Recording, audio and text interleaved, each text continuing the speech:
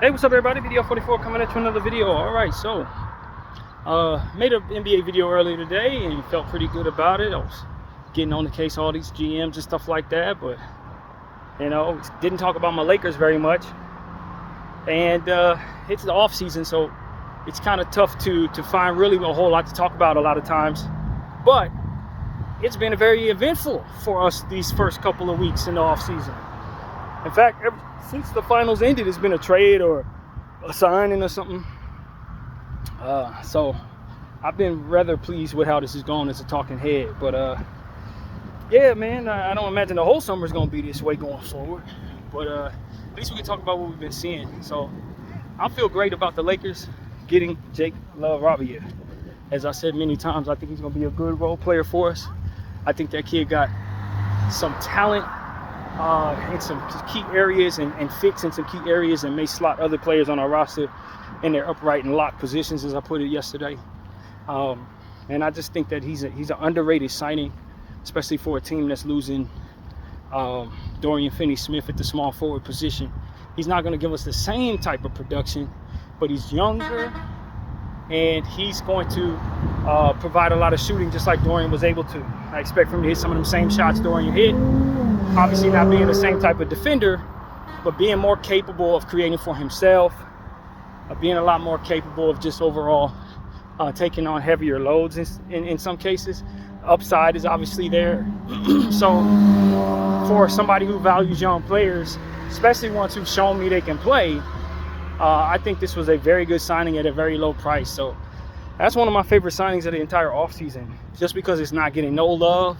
I think a lot of people don't know of this player that well, but I've seen enough good from him to know that he can help our team. Look forward to learning more about him.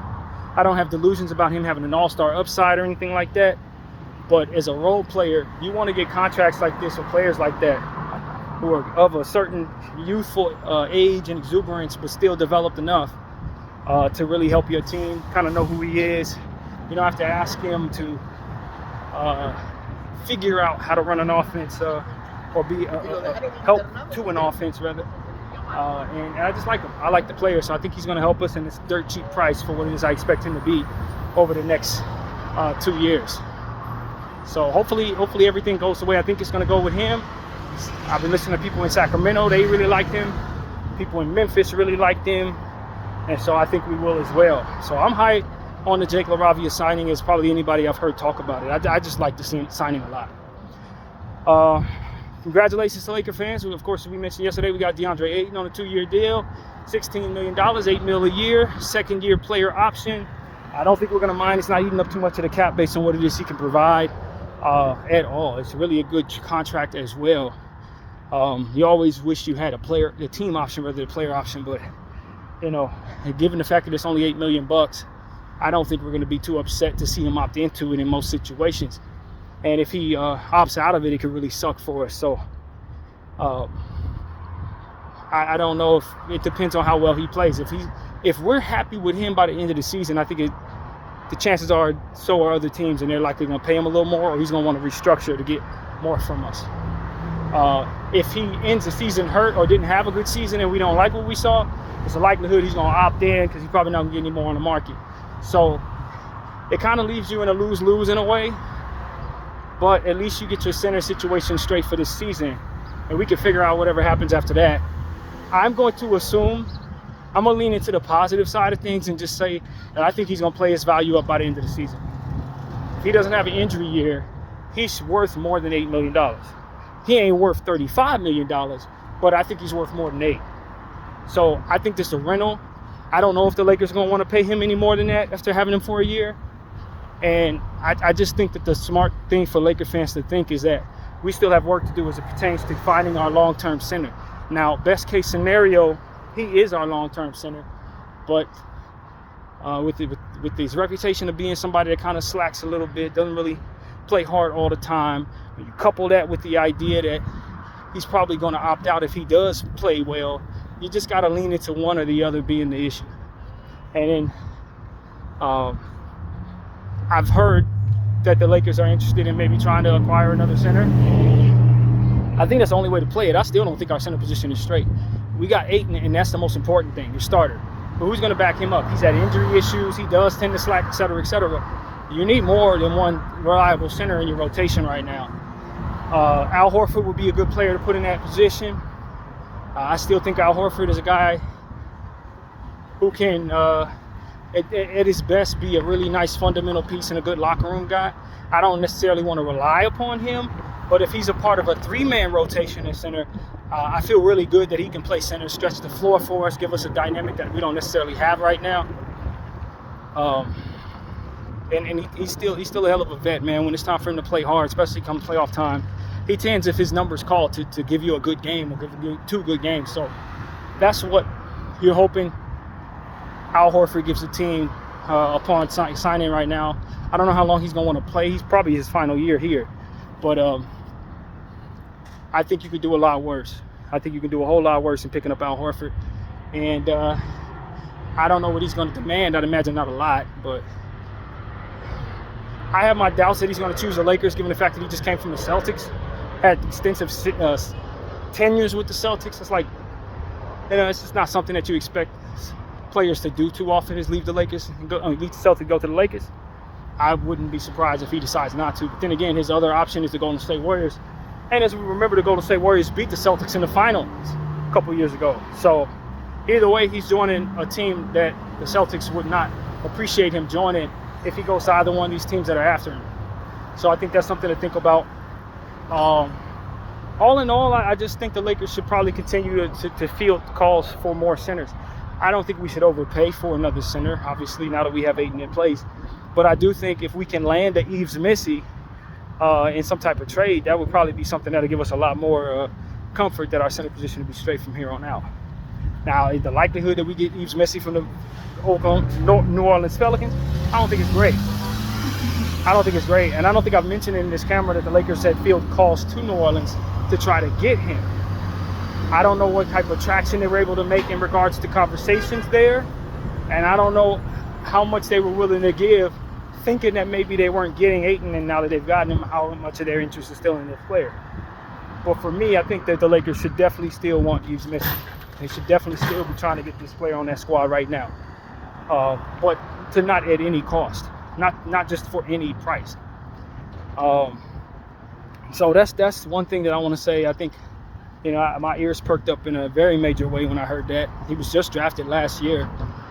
The New Orleans Pelicans did draft some bigs, particularly Trevelyan Queen, and they also picked up the center from the Golden State Warriors. That's been there for a million years out of UCLA. I can't think of his name right now. But Kevon Looney, rather, he went to New Orleans too. So it makes Yves Missi's role a bit different. And maybe he'd be best for moving on from there. If we can get him, that would be a home run for the Lakers either way, whether we have Ayton or not. Because this kid is more than capable of running the center position from the bench or the starting spot. So I love the idea of that, and I hope the Lakers can get lucky and get him for a price tag that makes a lot of sense for our roster, for our situation rather. So I also understand that the Lakers may be interested in trying to acquire what's his name from New Orleans, also from the New Orleans Pelicans, their defender. I can't think of anybody's name. Where my head at?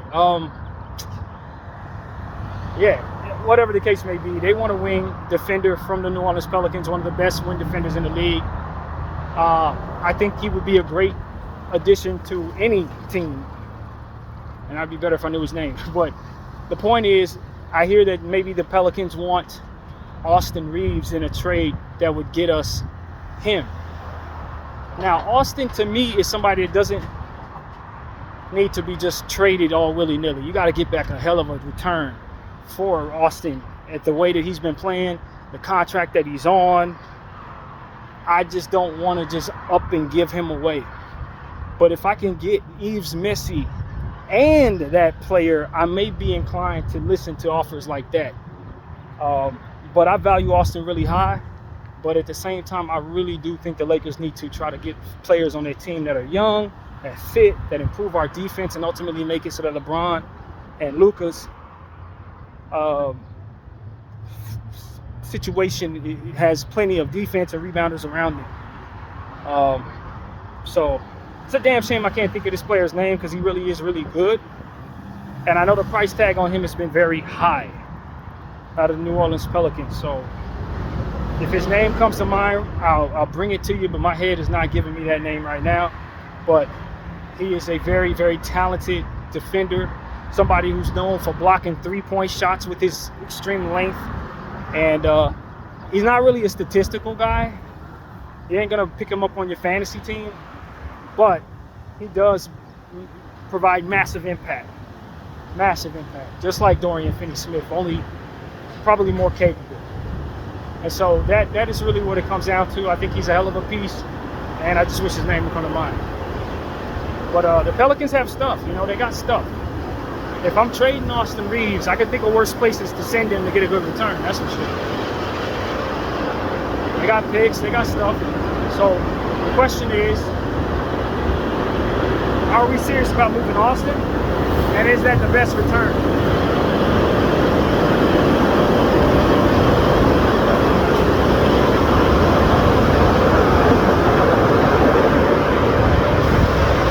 Because I'm of the mindset that Austin's one of our most important assets. So if we're gonna move him, I wanna get back something really, really good for him. And when you look at the consensus of what people think Austin is versus what he's gonna be, you can damn near get a star's return for Austin Reaves. You could probably get a lot of people think Austin Reaves is better than some of the players that are considered all-stars in this league. So if I'm gonna package him out, if I'm sending him out, I'm gonna want a haul that sounds kind of ridiculous to some. But that's how I value the player, and that's what I think he's proven, he's done, and he's going to do. So yeah, I am open-minded about trying to create an environment that allows for Austin and Luka to have the ball in their hands without needing to share it with a third person. And then in place, bringing in more defenders and rebounders and depth, young players, stuff like that. I think that makes a lot of sense to me. And I said that at the end of the season.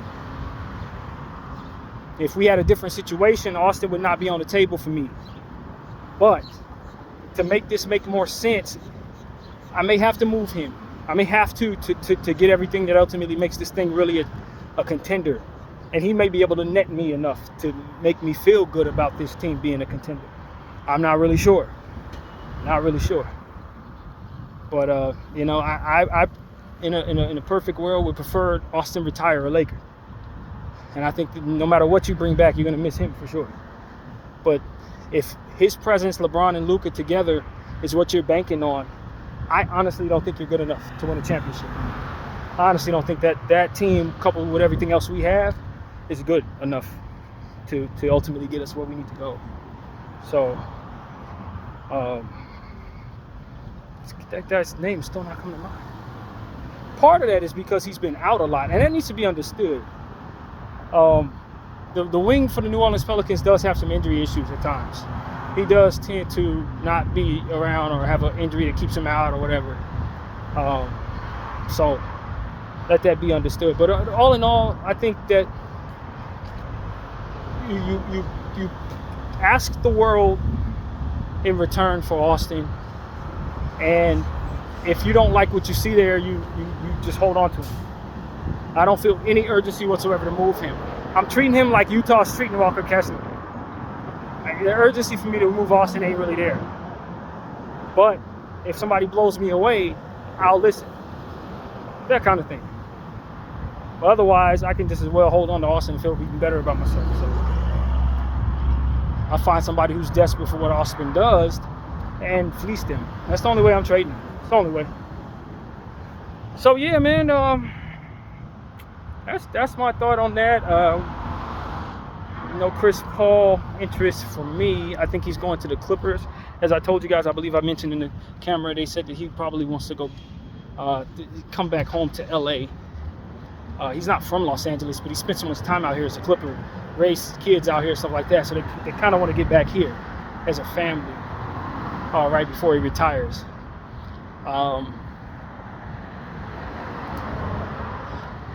I don't think I don't have any interest in a point guard that's not going to be able to defend, who's long in the tooth, who's likely going to be hurt. He has extended his career quite a bit, did some good things in the last couple of places he's been. On dirt cheap contracts, he's really helped mentor young point guards. We don't really have that piece in place. So the need for him, in my opinion, is to just be a regular backup point guard. I don't really need him to be that. And he's a Clipper guy, for better or for worse, and it was definitely for worse, given the fact that he was traded here initially, and then, basketball reasons and all of that, it sent him to the Clippers. He made a name for himself there. They did a lot of things that looked successful for Clipper standards, and he's a Clipper. So if he's coming to LA, he should probably go back to his team. He won't come out to play with us. But all things considered, there's a balance to say. I don't want us to neglect the idea that we do need a backup point guard in our rotation. We don't have one. We would ask Austin to be that by default. And while he could play that, especially at this point in his career, he's still a shot guy. He's a guy looking to shoot the ball more rather than pass it and be a playmaker. His playmaking game is secondary. Though he's very talented at it, it's still secondary. So I think if you were to bring in a point guard that can play that backup role behind Luka, behind Austin, it would bring a fullness to your team that maybe makes us a lot better. I understand that we're interested in DeAnthony Melton. Solid shooting guard. I don't know what he has to give at this point. Not really sure. No, he's had some injuries. Kind of gotten lost in Golden State. Injuries. I think he on a dirt cheap contract. You feel great about him. But he doesn't fill that point guard position. Not a ball handler looking to play make for others, but he can defend those players. So I like DeAnthony Melton as a poor man's Avery Bradley type of thing. It's okay. It's not bad. And I've seen him play very well. He had one of his best games against us. So I think we'd be happy if we bring him in. But I do think that what I'm seeing is point guards going to other places, not even considering the Lakers. Dinwiddie went to Charlotte, which is a head scratcher to me. A 1-year deal in Charlotte, that's a whole nother story. Saw Tyus Jones sign a 1-year deal in Orlando. You're seeing point guards kind of look in different directions other than the Lakers, because I think they assume we got Luka, we got LeBron, we got Austin, we don't need a point guard. But the truth is, we do. We could definitely use a backup point guard. Bronny is not a point guard. Now, maybe the guy you picked up on Exhibit 1 deal, the one that I did homework on, can maybe fill that role as a rookie. But you got to get him on a two-way. You got to get him on a roster spot. It's a lot of steps before actually him getting on this team. Not to mention that he's a rookie, undrafted. You just don't know what he's going to really bring to the table. Marshallonis. But that's what my mind considers when thinking about how we fill our backup point guard position. I'm going to an undrafted rookie because I really don't know what we have on the roster. What do we have? And so it's one of those situations where I think it's an optical illusion, because you got Luka, who's going to eat up all the minutes. You got Austin, who's also going to play the role. But what you don't have is a legitimate backup point guard. You don't actually have one. Unless there's somebody on the roster that I'm not thinking about. Bronny's a 2. You see what I'm saying? So he's short like a point guard, but he don't know how to run an offense. And so it's like, I don't think we had that piece. We could use a Steve Blake-like talent, somebody of that caliber. Obviously, Steve Blake is long retired for many years, but a Jordan Farmar-like guy, we could use somebody of that caliber to play that role. We really could, man. Somebody's just going to be smart, take care of the basketball, give us average defense. You don't have to be a killer on the defensive end, just solid, and be willing to sit down, a good majority of the time, but still be ready and capable of going hard. That's what we need. We need a point guard. And I think if Marshallonis can develop quickly and we can get him on a roster spot, I think he can be that. I really think he can be that. Based on what I saw, as I told you guys, an hour of his highlights. I'm excited about the guy. I just don't know the likelihood of him actually making this team on an Exhibit 1 contract. We'll see what he does in Summer League. But an undrafted rookie, we got other things going on with our two-ways and stuff like that. I just don't know that he's a priority for this franchise. But truth of the matter is, he might be our best chance at having that player. He might be our best chance at having that player. So I think that the Lakers could potentially, somewhere down the line, land themselves a backup point guard. Maybe in this rumored 7-deal trade or something, we might get us a random back of the bench guy. I think it would be a great idea to take a flyer on Cole Anthony, although I think he probably has other suitors. But that was another thing I saw. Like, people were saying, oh yeah, Cole Anthony, let's get him to the Nuggets, get him to the Heat. Like, forget all them. Come to the Lakers, bro, because we need what you do at your level. I think Cole Anthony will be an excellent pickup for the LA Lakers, and they should have some interest. They should definitely have some interest, especially if he'll come on for the same price you want to give DeAnthony Melton. With all due respect, if I have any choice between the two of them, it's definitely Cole Anthony. It ain't even close. Definitely Cole Anthony. And so these are the type of things that I think need to be considered. We just because we have Luka in place and Austin does not mean that our backup point guard position is fully solidified. I don't necessarily see that. I think we have promising two guards that are short that people may want to masquerade as point guards. But if Luka goes down, you're going to find out how thin you are at that roster spot. You're going to find out how thin you are.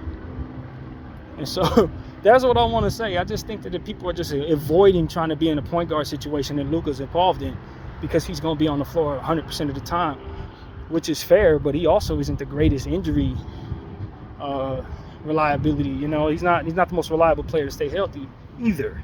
So you having a strong backup for him so that he don't have to rush back if he does get injured is super essential, in my opinion. Super essential.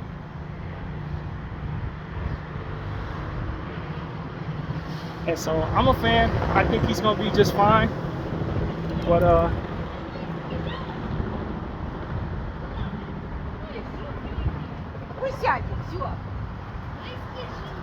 sorry, got a little distracted.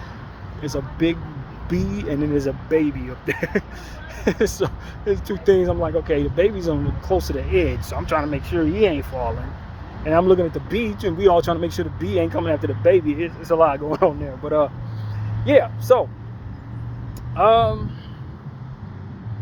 yeah, I think that that's one of those underrated, non-spoken of potential problems for this team, is that once you start looking at that position, you start trying to ask people who don't necessarily play or thrive in that position to play it. And so if I'm Rob Pelinka, if I can't get a point guard,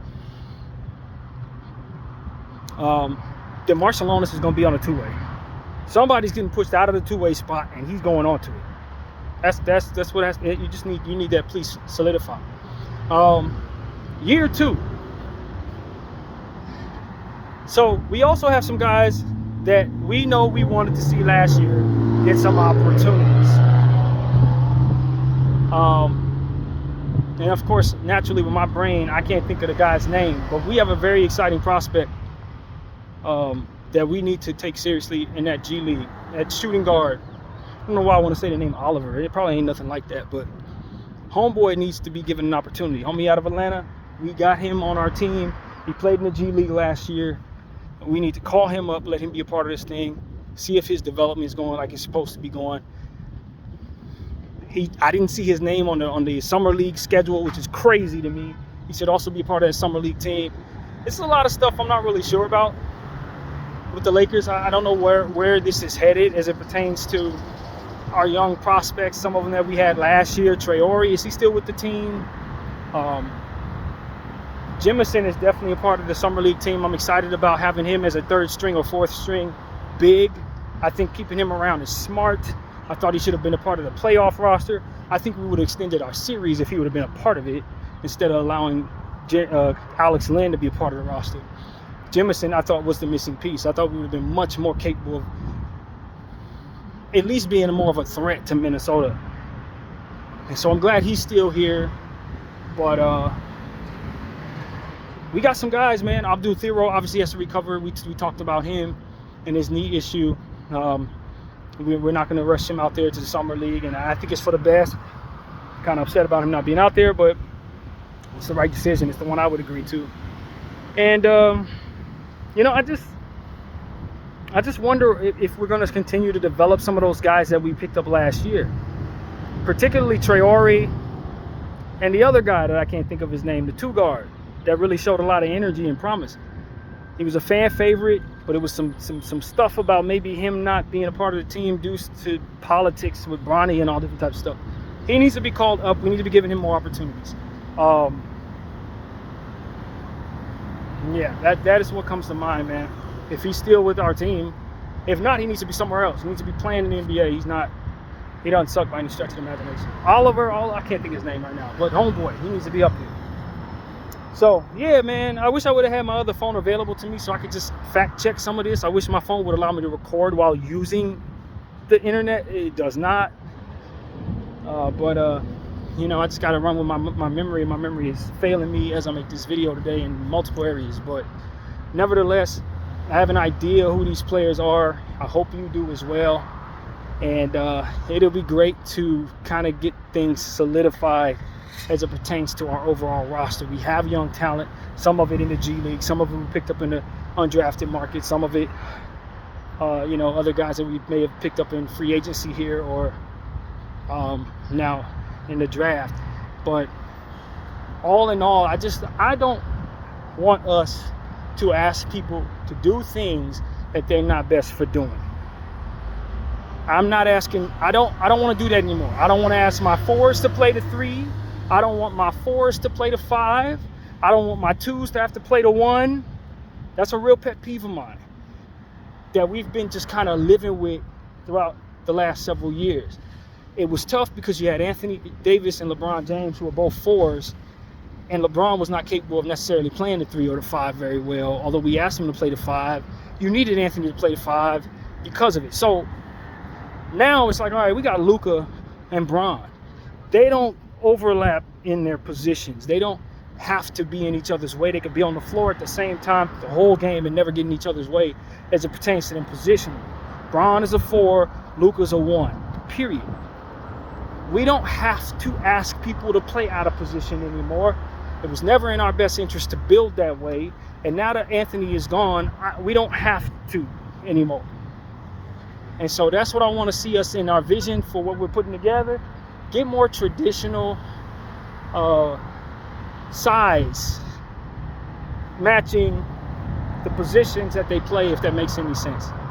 I love the fluidity of switchable talent, but I don't want to be so strangle-held as to say, I need my 1 to play the 2, I need my 3 to play the 4, etc. I don't want any of that at all. I want our players to make sense as it pertains to guys playing the positions that they're put in this NBA to play. And that's why that's another reason why I'm really a fan of the signing of Jake LaRavia or Ravia. That's another reason why I would love for us to land a traditional point guard like Cole Anthony. This is another reason why I think it's important that we try to find a way to swindle Cam Whitmore away from the Rockets, because it gives us a chance to be more traditional in our positions and what we're asking people to do. So yeah, man, that's really where my head is. Hate that I'm forgetting people's names, but all in all, I appreciate you guys for putting up with me. And you know, our team, I think now that we have Ayton, I think our ceiling is significantly higher than what we thought it would be. I want to thank the Portland Trailblazers for waiving Ayton. I don't think it was a terrible decision given the fact they had 5 centers, and really excited about the 2 they just drafted last year and this year. So it made all the sense in the world for them to kind of get one of those big centers out of there, particularly the one that's not a great contract. And then from there, maybe move on from Robert Williams, from which I hear is also linked to the Lakers, as a backup behind Ayton. Worked in Portland, I don't see why he wouldn't work here. I never expect Robert Williams to play more than 40 games a season, ever. And that this season is no exception, so I wouldn't be willing to give up anything of substance to get him. But I think the urgency to move on from centers for Portland is a bit inflated right now. And so what we need is what they have, and what they need is to get rid of it. So if we can pull the trigger and get Robert Williams, if we can't find a better option at the center position, I think that's a good one for the backup center position for us at this point. Chemistry with him and Ayton, in theory, should already be there. So that's just in theory. Who knows how they actually got along or whatever. But point is, that would be one less person Ayton has to get to know on this team. from what I understand, he already knows Luka pretty well. They were drafted the same year. From what I understand, they have an off-the-court friendship. So that's really good. Luka signed off on Ayton. That was good information to know as well. So I think that bodes well with the potential of us re-signing him, although we did just literally let his best friend leave. So, but for me, I would have done that too. Now that I look at what we picked up in his stead, you rather give $14 million to old-ass Dorian Finney-Smith? Or would you rather have Ayton and LaRavia split that money? Me, it's Ayton and LaRavia every time. I'd rather have Ayton and Dorian anyway. I think Dorian is a less capable player than Ayton. So, outright, Ayton on an $8 million a year contract is better than Dorian at whatever god-awful number that the Houston Rockets are willing to give him. And you know, this is the cost of trying to pretend like you're building something that can beat a team that you cannot beat. It costs a lot of money to get the players that give you that guys. So the Rockets think they can compete with Oklahoma City Thunder. I definitely don't believe they can do that with old people, but God bless them. Do whatever you want. I don't care. Just let us benefit from it. Give us Cam Whitmore. Take Dodo on that price tag that he wants so bad. And we'll turn all that into more creative and cost-effective talent for certain. So, yeah, that's really where I'm at with that. Yeah, Ayton the Lakers, great. It's great news. And so, that's pretty much where I'll leave this video. Video 44. I thank you all for watching. I'm out.